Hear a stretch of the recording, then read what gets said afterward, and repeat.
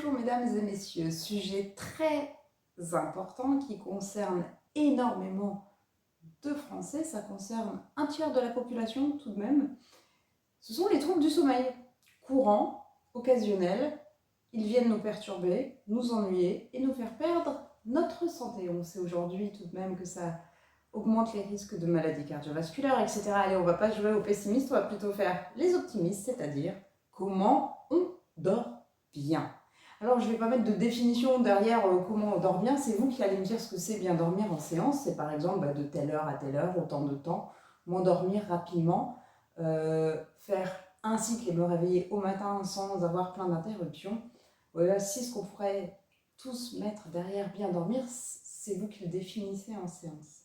Ce qu'il faut savoir, c'est qu'il n'y a aucune règle. On peut mal dormir parce qu'il y a un sujet en particulier qui focalise mon attention, qui me perturbe, et depuis que ce problème est dans ma vie, je ne dors plus.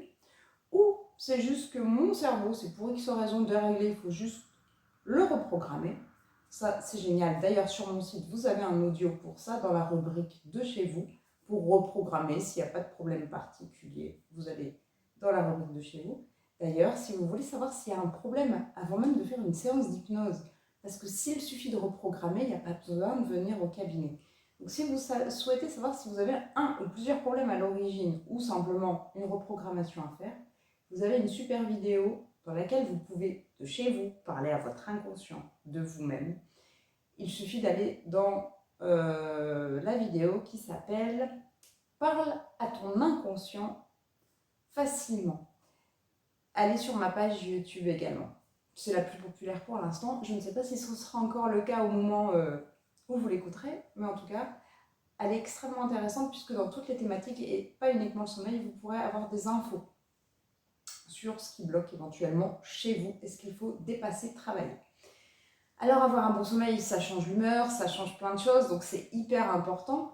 Le problème peut être divers et varié, j'ai envie de dire, quand vous avez les infos, ça se travaille en moyenne. L'objectif que vous venez travailler en séance, c'est seulement 1 à 3 séances d'hypnose qui sont nécessaires, rarement plus, donc prenez soin de vous. Et aussi, j'ai envie de dire, en quoi c'est important de bien dormir, et je bug, et je bug, et je bug.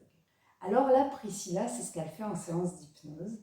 C'est ce qu'elle fait maintenant devant la vidéo. Moi, je peux faire des coupages, des montages, des ceci, des cela, mais ce ne serait pas moi.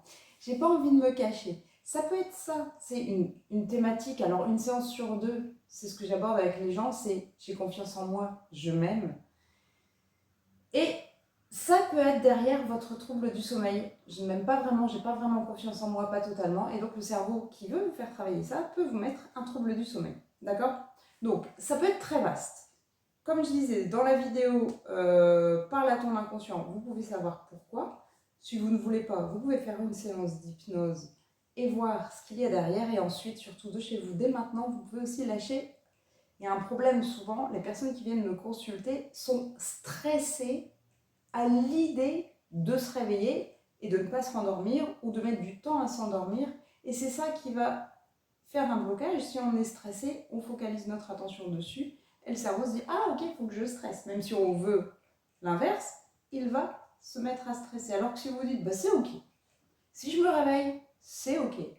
Si je mets du temps, c'est ok. Je ne vais pas me forcer à rester 2 heures dans le lit si je ne suis pas fatiguée. Je peux me lever, lire, faire ce que j'ai à faire, ce que j'ai envie de faire à ce moment-là, rester dans le lit, méditer, dormir, peu importe. L'idée, c'est d'accueillir ce qui vient et non pas d'y mettre des émotions, des croyances négatives derrière, d'y ajouter du négatif parce que vous faites grossir votre problème. Exemple, un enfant est là, il a 2-3 ans, il tape à la porte, il attend que je lui ouvre, il sait que je suis là, il veut me parler.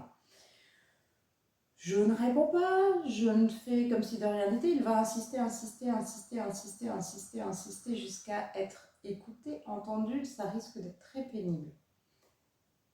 Alors que si je suis allée le voir et que je dis « Ok, je m'occupe de toi après, tout va bien », il va se calmer, partir. C'est un peu comme ça, c'est ok.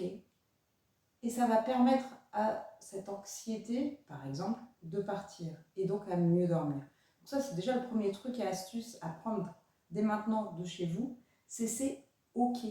Une personne, je vais aller dans un autre domaine pour alimenter mon exemple, une personne qui rougit, Si elle se dit, oh là là, faut pas que je rougisse, faut pas que je rougisse, elle va rougir davantage pour deux raisons.